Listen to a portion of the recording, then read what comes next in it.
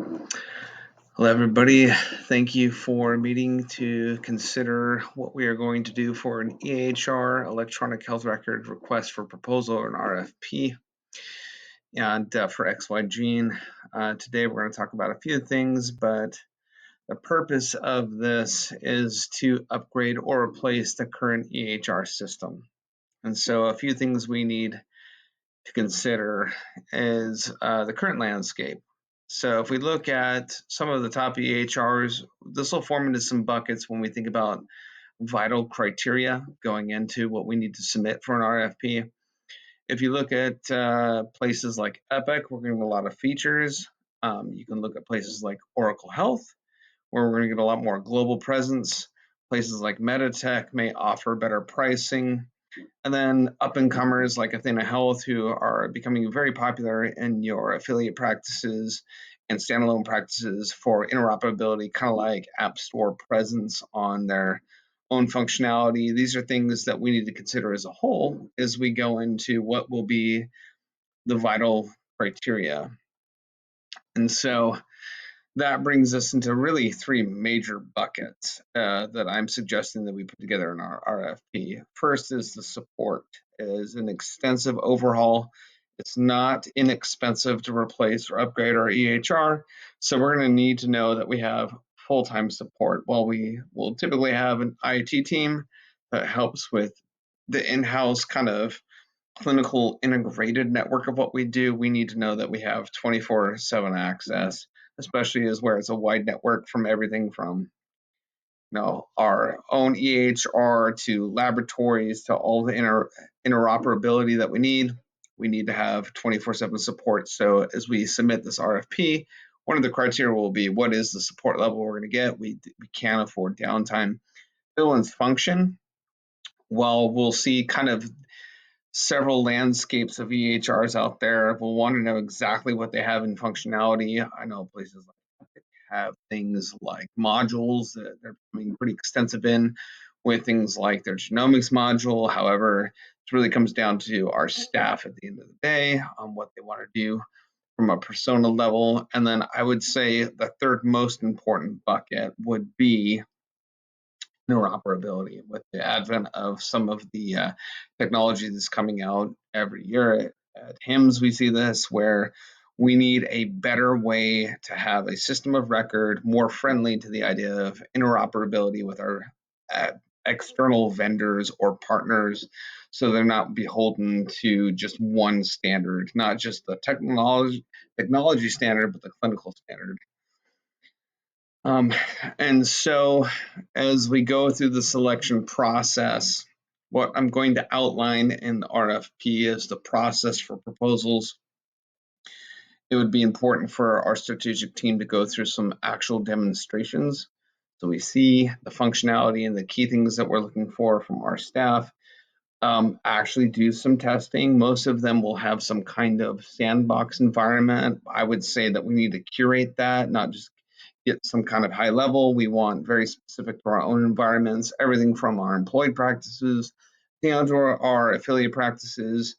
And then we'll kind of create this criteria for decision making so that we can move rapidly through it. We don't want just a bunch of open-ended proposals. We want to be able to come to a quick decision, either sifting through in the beginning with who's not a good candidate to even the top candidates, getting through demonstrations and testing to who might become a vendor of choice. I think critical in the RFP process will be customer reviews and feedback.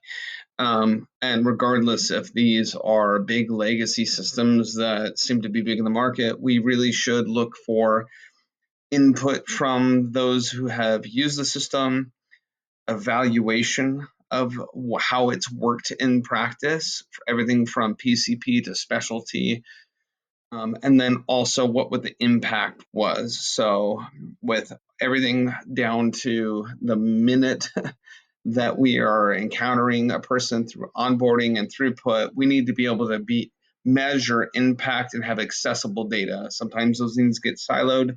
What we don't want to do is just bring in a large database record that doesn't allow us to measure what we're actually doing at a practice level all the way up to a system level.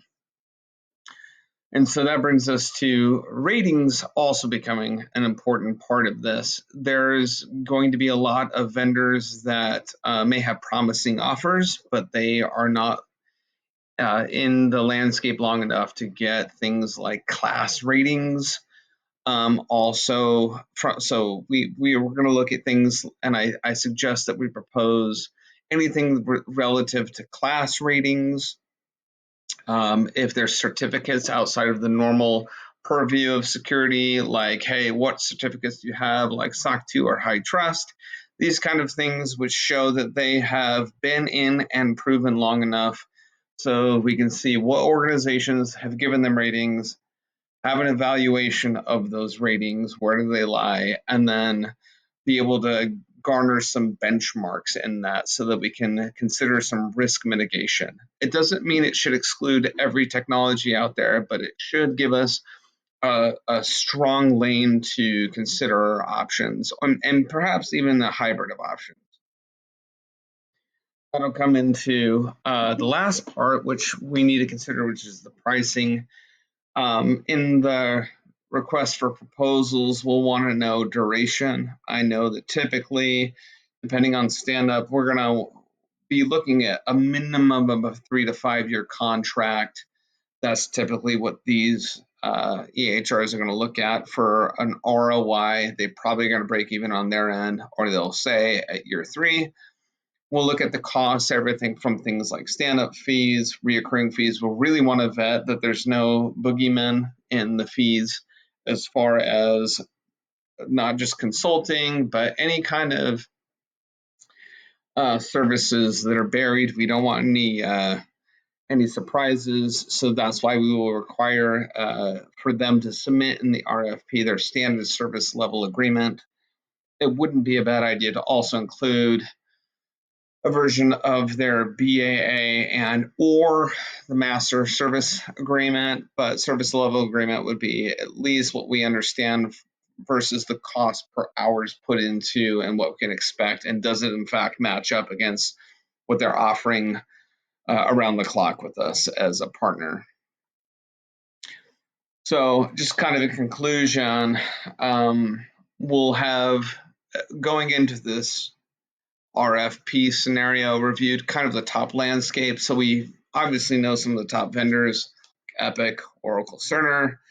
And then that'll help us kind of understand what we're really trying to get as the sweet spot for a value proposition with obvious outlined vital criteria. We need to have very specific vital criteria, which includes a lot of things. When we talk about interoperability, we want to plan for the future. We don't want to put in something that's outdated tomorrow. So we'll want hardware and web interconnectivity, mobile applicability, the ability to partner with multiple vendors as we go throughout what's coming down the landscape, and then have contract considerations on what is the healthy appetite for our business and them to accomplish what we need to long term.